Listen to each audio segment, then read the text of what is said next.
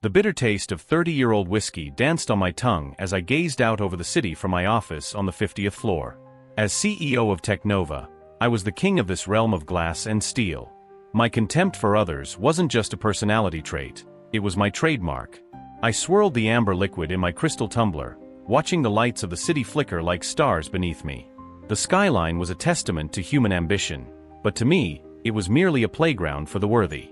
And in my eyes, there were very few worthy of my time or respect. That fateful Friday had been particularly satisfying. I had just fired half a dozen employees, savoring the fear in their eyes as I delivered the news with cold precision. Their pleas for mercy, their stammered excuses about families to feed and mortgages to pay, all of it was music to my ears.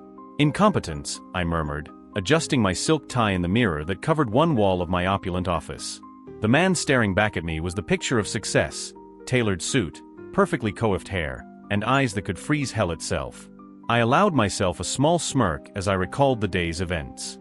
Johnson from accounting, sniveling about his sick mother. Perhaps you should have thought about her before cooking the books, I had sneered.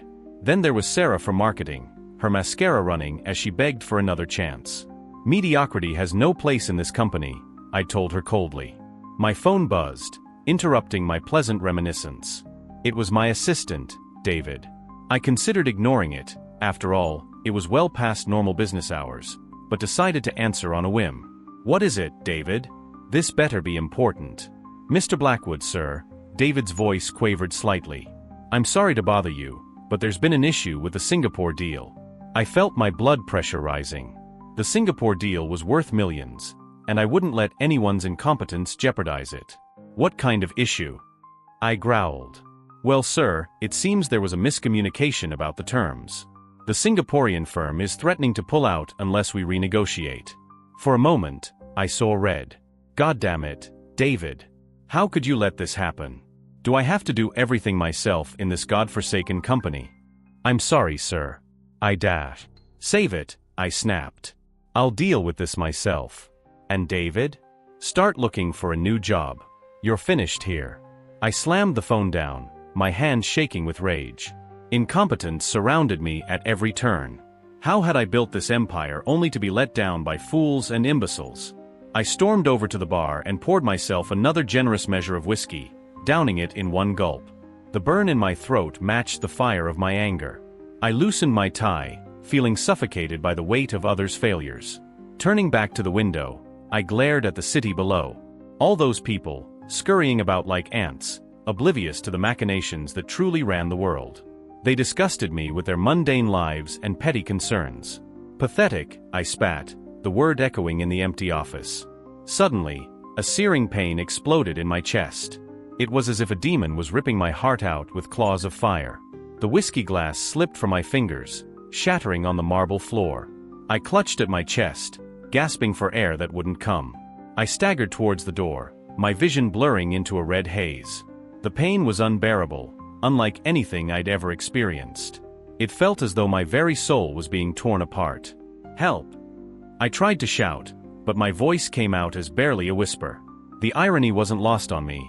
I, who had denied help to so many, was now desperately in need of it. My legs gave way, and I collapsed to the floor. The cold marble against my cheek was the last thing I felt before plunging into darkness. As consciousness slipped away, a terrifying thought flashed through my mind. Was this karma finally catching up with me?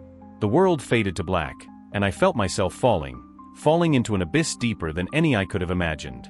My last coherent thought was a plea, not for forgiveness, but for a second chance to prove that I was as invincible as I'd always believed myself to be.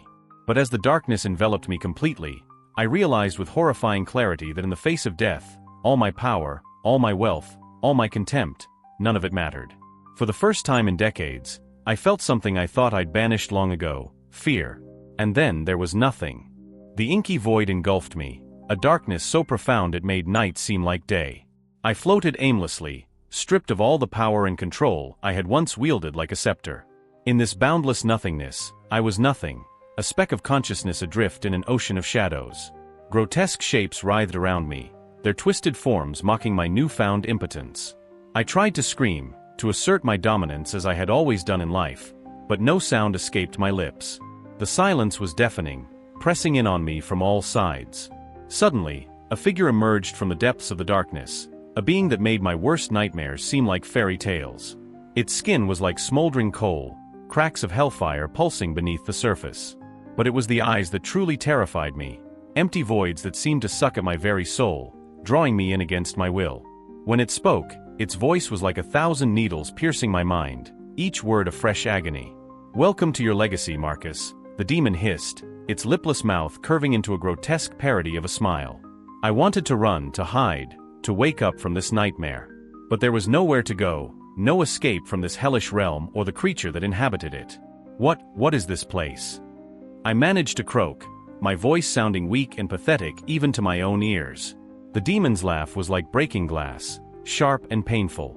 "This, dear Marcus, is the fruit of your labors. The tapestry you've woven with every cruel word, every heartless action. Quite impressive, I must say." I shook my head, denial rising like bile in my throat. "No, this isn't real. It can't be." "Oh, but it is," the demon purred, circling me like a predator toying with its prey. "And we're just getting started. Shall we relive your moments of glory?"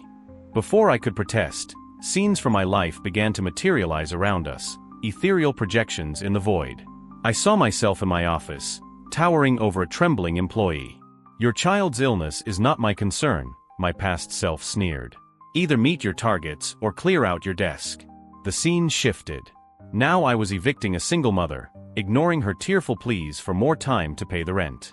"Rules are rules," I heard myself say coldly. "Be out by morning or I'll have you forcibly removed." Another shift, and I was at a board meeting, laughing uproariously at the news of a competitor's suicide. "One less obstacle in our way," my past self chuckled, raising a glass in a mocking toast. Each memory was like a knife twisting in my conscience.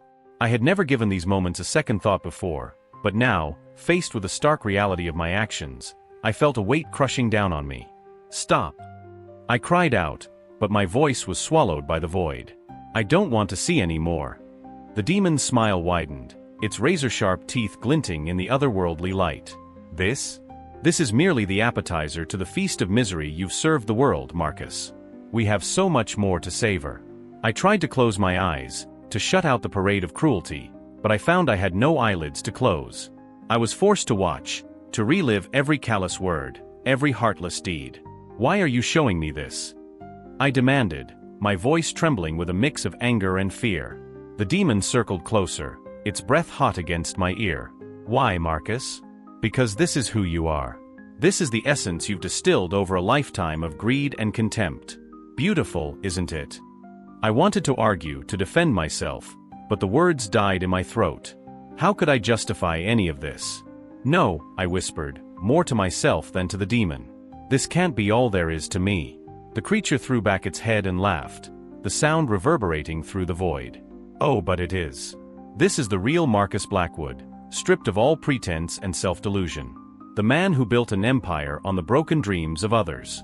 The man who saw compassion as weakness and empathy as a flaw." As it spoke, more scenes unfolded around us. I saw myself denying promotions to deserving employees simply because I enjoyed crushing their hopes. I watched as I deliberately tanked a rival company, knowing it would leave hundreds jobless but not caring as long as it increased my market share. "Enough!" I shouted, surprising myself with the vehemence in my voice. "I get it, all right? I was a bastard. Is that what you want to hear?" The demon's eyes seemed to glow brighter, boring into me. "What I want, dear Marcus, is for you to truly understand the weight of your actions. Every tear you caused, every life you ruined, it all has consequences." A chill ran through me at those words. "Consequences? What do you mean?" The creature's grin was terrifying in its malevolence. "Oh, you'll see. We're just getting started on our little journey. There are so many souls eagerly waiting to reconnect with you." As if on cue, shadowy figures began to materialize in the darkness around us. I recognized some, former employees, rivals I had crushed, people whose lives I had carelessly appended in my relentless pursuit of power and wealth. "No," I breathed, terror clawing at my insides. "No, please." But my pleas fell on deaf ears. The demon stepped back, gesturing grandly to the assembling crowd. "Welcome, ladies and gentlemen, to the reckoning of Marcus Blackwood. I hope you'll all enjoy the show." As the shadows closed in, their eyes burning with a mixture of pain and vengeance. I realized with horrifying clarity that my journey through this hellish realm was far from over. In fact, it was just beginning. And for the first time in my existence, I felt the crushing weight of genuine remorse. A searing light burst through the darkness, so blinding that it felt like my very essence was being scorched. The demon's agonized scream pierced the void, its form dissolving like smoke in a tempest. I watched, both terrified and awestruck, as the creature that had tormented me vanished into nothingness. In its place, a figure of pure radiance materialized. Unlike the oppressive presence of the demon, this being's arrival felt like a warm embrace after years in the cold. Its mere presence seemed to soothe the raw wounds of my soul, offering a respite I didn't know I desperately needed. When it spoke, the voice resonated not in my ears, but directly within the core of my being. It was neither male nor female, young nor old, but somehow all of these at once. "Marcus," the entity said, its tone carrying both infinite compassion and unyielding truth. "Each act of cruelty you committed was not just a wound inflicted on others, but a deep gash in your own soul. But see now, the full tapestry of your actions." Before I could respond, new images began to materialize around us. Unlike the parade of horrors the demon had shown me, these scenes cut deeper, showing me the hidden consequences of my actions that I had never bothered to consider. I saw my ex-wife Catherine, alone in our once shared bedroom. Tears streamed silently down her face as she clutched a photo of us in happier times. "Where did I lose you, Marcus?" she whispered to the empty room. The pain in her voice was palpable, and I felt a sharp pang of regret for the love I had carelessly discarded. The scene shifted to my son, Alex, now a young man. He stood before a group of business students, giving a lecture. "Success isn't just about the bottom line," he was saying, passion evident in his voice. "It's about creating value, not just for shareholders, but for employees, for communities." His eyes hardened slightly as he continued. "I learned this lesson from watching my father, and vowing to be nothing like him." The disappointment and determination in Alex's eyes were like physical blows. I had always told myself that my neglect of my family was for their own good, that I was securing their future. But now I saw the truth. I had robbed them of something far more valuable than money or status. More images flowed, each one a dagger of guilt and remorse. I saw the brilliant young programmer whose innovative idea I had stolen and claimed as my own. She was now working a menial job, her spark of creativity extinguished. The small tech startup I had crushed in a hostile takeover, not because I needed to, but simply because I could. Its founders were scattered, their dreams in tatters. "Stop," I pleaded, overwhelmed by the weight of my actions. I can't bear to see any more." The luminous being's voice was gentle but unyielding. "You must see, Marcus. You must understand. Every life you touched, every dream you shattered, they all rippled outward, affecting countless others. But also see this." New scenes unfolded. To my astonishment, I saw people I had wronged showing kindness to others. The employee I had fired on a whim was now running a nonprofit, helping the unemployed find work. The rival I had publicly humiliated was mentoring young entrepreneurs, teaching them to prioritize ethics in business. "You were loved, Marcus," the entity continued, "even in the moments when you least deserved it. Your actions caused great pain, yes, but they also inspired others to be better, to fight against the very callousness you embodied." I felt my non-existent heart constrict with a maelstrom of emotions, shame, regret, but also, surprisingly, a tiny spark of hope. Is it too late?" I asked, my voice barely a whisper. "Have I done too much harm to ever make it right?" The being's light seemed to pulse gently, enveloping me in warmth. "The path back is arduous, but not impossible. Every journey begins with a single step, every redemption with a moment of true remorse." As if a dam had broken, emotions I had suppressed for decades came flooding out. For the first time since I was a small child, I wept.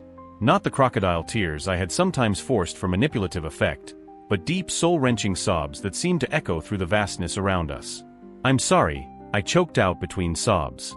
"I'm so sorry. To Catherine, to Alex, to everyone I hurt.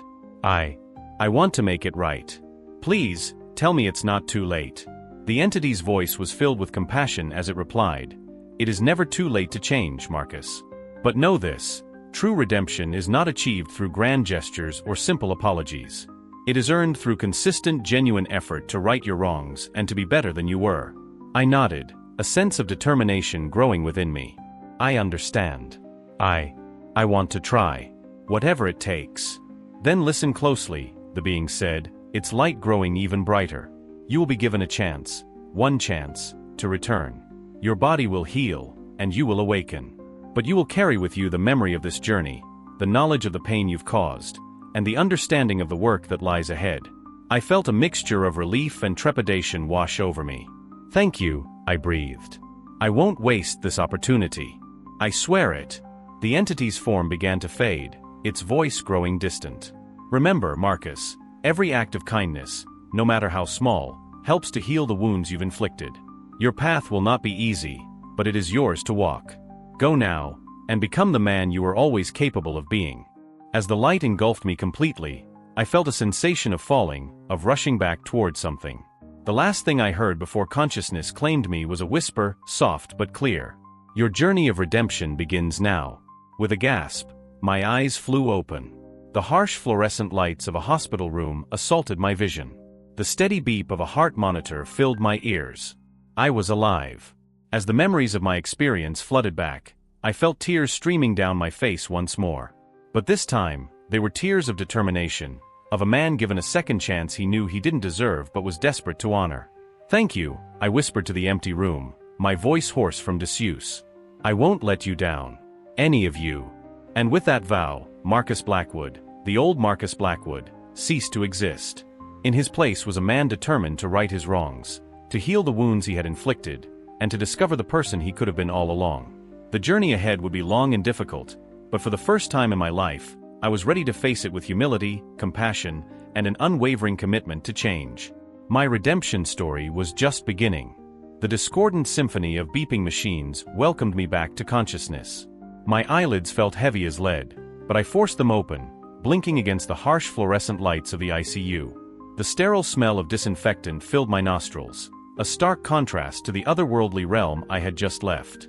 As my vision cleared, I saw a face I hadn't laid eyes on in years, Laura, my ex-wife. Worry lines etched her once beloved face, and I felt a pang of remorse for all the pain I had caused her. Marcus. Her voice was soft, tentative. Can you hear me? I tried to speak, but my throat was parched, my voice a raspy whisper. Water, I managed to croak. Laura quickly brought a cup to my lips, her touch gentle as she helped me sip. As the cool liquid soothed my throat, I felt an overwhelming urge to tell her everything, about the darkness, the demon, the radiant being, and the profound transformation I had undergone. But as I opened my mouth to speak, I realized how inadequate words were to describe my experience. How could I possibly convey the depths of what I had seen and felt? The vivid reality of my journey seemed to fade like a dream in the harsh light of the hospital room. What happened to you, Marcus? Laura asked, her eyes searching mine. There was something in her gaze, a mix of concern and curiosity, that told me she sensed a change in me. I swallowed hard, trying to find the right words. I saw things, Laura. Experienced things that changed me. Her brow furrowed in confusion. The doctor said you had a massive heart attack. You were clinically dead for several minutes. I was more than just clinically dead, I whispered, more to myself than to her. I was reborn. Laura's expression shifted from concern to worry. Marcus, maybe you should rest. You've been through a traumatic experience. I shook my head, feeling a desperate need to make her understand. No, you don't understand. I was shown everything. All the pain I've caused, all the lives I've ruined. I can't go back to who I was before. I won't. She patted my hand gently, clearly unsure how to respond. We can talk more when you're feeling better. The important thing is that you're alive. In the days that followed, my change in behavior sent shockwaves through my company and personal life. As soon as I was strong enough to make phone calls, I started issuing new directives that left my executives reeling. Cancel all planned layoffs, I instructed my bewildered COO, and double the budget for employee benefits. But sir, he protested, the board won't approve such drastic changes without justification. Then I'll justify it to them, I said firmly. It's time we started valuing our people over our profit margins. News of my apparent transformation spread quickly. Journalists camped outside the hospital, clamoring for interviews and explanations. Rumors flew. Had the ruthless Marcus Blackwood finally lost his mind? The board of directors called an emergency meeting, which I attended via video conference from my hospital bed. Their faces were a mix of concern and suspicion as I laid out my plans for a more ethical, employee-focused company culture. "This is madness, Marcus," one of the senior board members exclaimed. "You're talking about slashing our profits by at least 30% with these changes." I met his gaze steadily through the camera. "What's madness is continuing to exploit our workers for the sake of ever-increasing profits. We have the power to change lives for the better, and that's exactly what we're going to do." The meeting ended with whispered threats of having me removed on grounds of mental instability. But I was beyond caring about their threats or my position. For the first time in my life, I felt I was doing the right thing, and that gave me a peace I had never known before. It was on the 5th day of my hospital stay that I received an unexpected visitor. Alex, my son, whom I hadn't seen in years, walked into my room. His face was a mask of cautious neutrality, but I could see the tension in his shoulders, the wariness in his eyes. "I came to see if the papers were right," he said by way of greeting, his tone guarded. "They're saying you had some kind of breakdown." I felt a lump form in my throat at the sight of him. How much time had I wasted? How many precious moments had I thrown away in my relentless pursuit of power and wealth? "Alex," I said, my voice thick with emotion. "I'm so glad you're here. I owe you an apology. Many apologies, in fact." He raised an eyebrow, clearly caught off guard by my words. "An apology? From you? Now I know something's wrong." I couldn't help but let out a small, sad chuckle. "You're right to be suspicious. I haven't given you any reason to trust me or my words for a long time. But I'm hoping you'll give me a chance to explain." Alex pulled up a chair, his expression a mix of curiosity and lingering doubt. "All right, I'm listening." And so I began to talk. I told him about my near-death experience, about the journey through darkness and light. I spoke of the demon that showed me my cruelty, and the radiant being that offered me a chance at redemption. With each word, I could see the disbelief in his eyes warring with the sincerity he must have heard in my voice. "I know it sounds crazy," I said, finishing my tale. "And I don't expect you to believe or forgive me right away. But I want you to know that I'm trying to change. Every act of kindness now is a struggle against decades of ingrained cruelty, but it's a struggle I'm committed to." Alex was silent for a long moment, his eyes studying me intently. Finally, he spoke, his voice quiet but firm. "I don't know if I can believe all of that. But I can see that something's different about you. I just hope, for everyone's sake, that it lasts." As he stood to leave, I felt a desperate need to connect with him, to start bridging the vast chasm I had created between us. "Alex," I called out, causing him to pause at the door. "I know I have no right to ask this, but would you consider having dinner with me sometime? When I'm out of here?" He seemed to wrestle with the decision for a moment before giving a small nod. "One dinner," he said. "We'll see how it goes from there." As the door closed behind him, I leaned back in my bed, exhausted but filled with a strange mixture of hope and trepidation. The road ahead would be long and difficult. Changing myself was hard enough, but convincing others that my transformation was real and lasting would be an even greater challenge. But as I closed my eyes, the memory of that radiant being's words echoed in my mind. "Every act of kindness, no matter how small, helps to heal the wounds you've inflicted." With that thought, I drifted off to sleep, ready to face whatever challenges the next day would bring. My journey of redemption had only just begun, but for the first time in my life, I felt I was on the right path. The crisp autumn air nipped at my face as I walked briskly towards the homeless shelter I now managed. 6 months had passed since my near-death experience, and the man who entered the building was almost unrecognizable from the ruthless CEO I once was. My Armani suit had been exchanged for worn jeans and a simple t-shirt, my Rolex sold to fund a rehabilitation clinic for those struggling with addiction.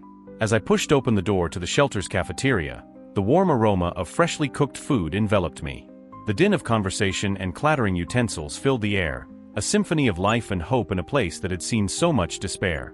I scanned the room, checking to ensure everything was running smoothly for the morning meal service. That's when I saw him, a face from my past that stopped me in my tracks.